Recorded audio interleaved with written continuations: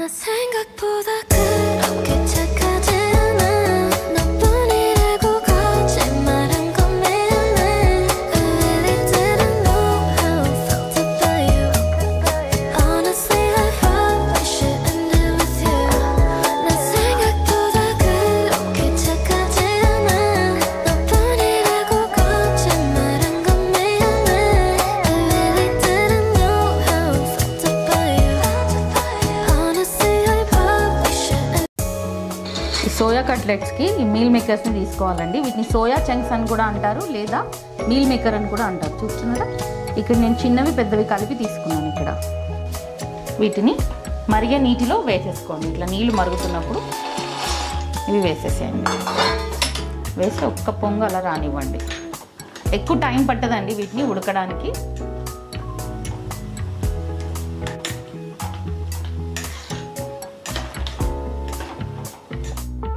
ఇవన్నీ స్ట్రెయిన్ చేసేసుకుందాం.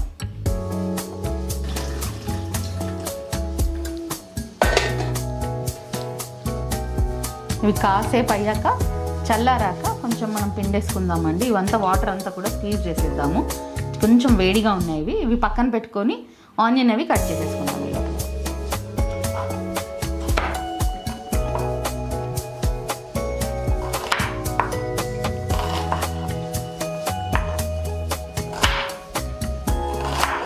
ఈజీగా అవ్వడం కోసం జస్ట్ అలా కట్ చేసుకున్నాను.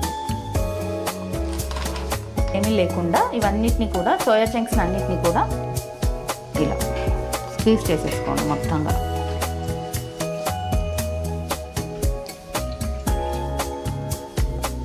చాలా హెల్తీగా మీల్ మేకర్ ఆ సోయా చంక్స్ని వీటి చాలా హెల్తీగా ఉంటుందండి తినడానికి కూడా.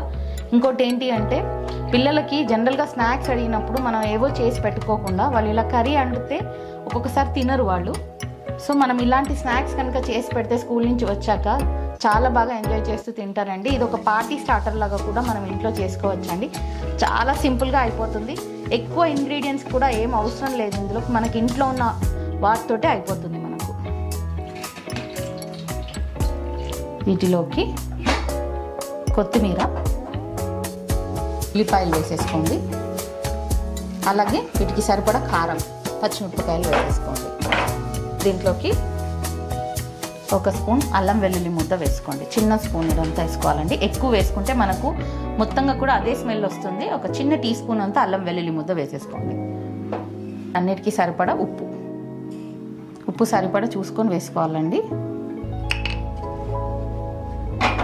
ఇవి వేసుకుందాం మెత్తగా పేస్ట్ లాగా. తర్వాత మిగతా ఇంగ్రీడియంట్స్ యాడ్ చేసేసుకుందాం. వీటన్నిటిని మిక్సర్ జార్లోకి ట్రాన్స్ఫర్ చేసేసుకుందామండి. చేసుకొని మెత్తగా పేస్ట్ లాగా చేసేసుకోండి.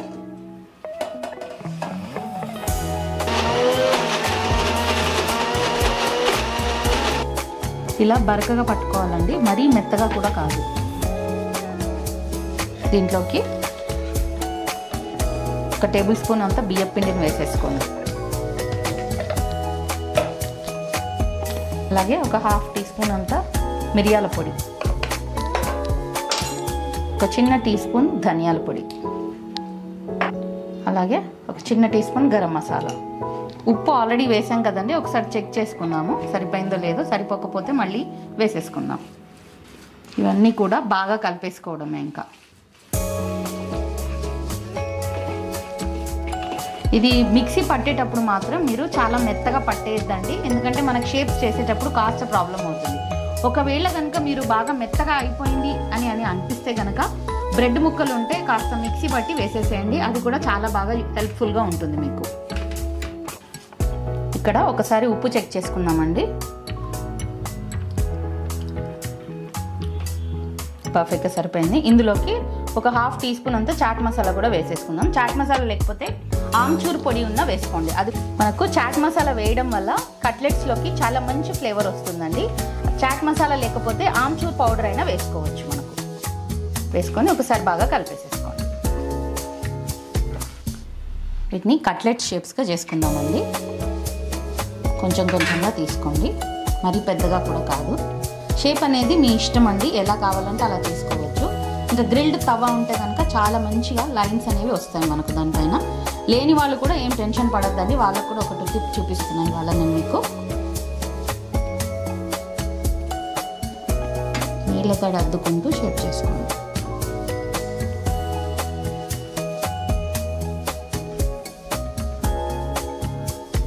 లైన్స్ కావాలి అనుకున్న వాళ్ళు జస్ట్ అలా టూత్ పిక్ తీసుకొని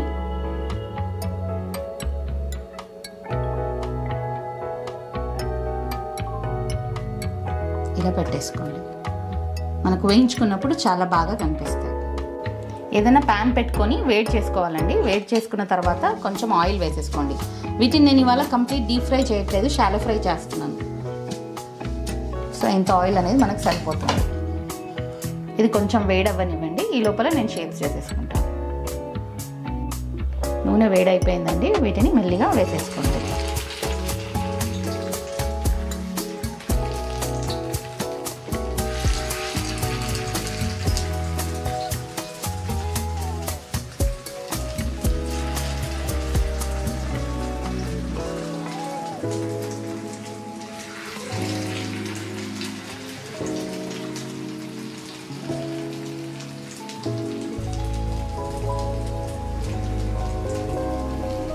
నిదానంగా సిమ్లో పెట్టి వేయించుకోవాలండి. వీటిని షాలో ఫ్రై చేసేసుకోవాలి.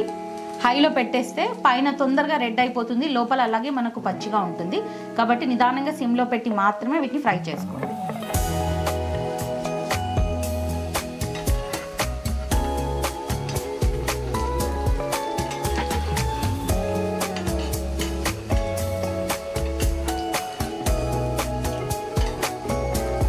నిదానంగా మళ్ళీగా చూసుకుంటూ టర్న్ చేసేసుకోండి.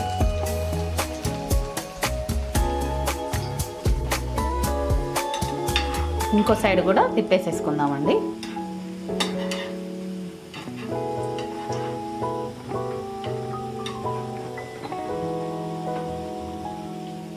వీటికి ఇక్కడే కాస్త పేషెన్స్ అవసరం అండి. ఇవి కాలడానికే కాస్త ఫ్రై అవ్వడానికి కాస్త టైం పడుతుంది. మిగతాదంతా చాలా ఫాస్ట్ ప్రాసెస్ మనకు.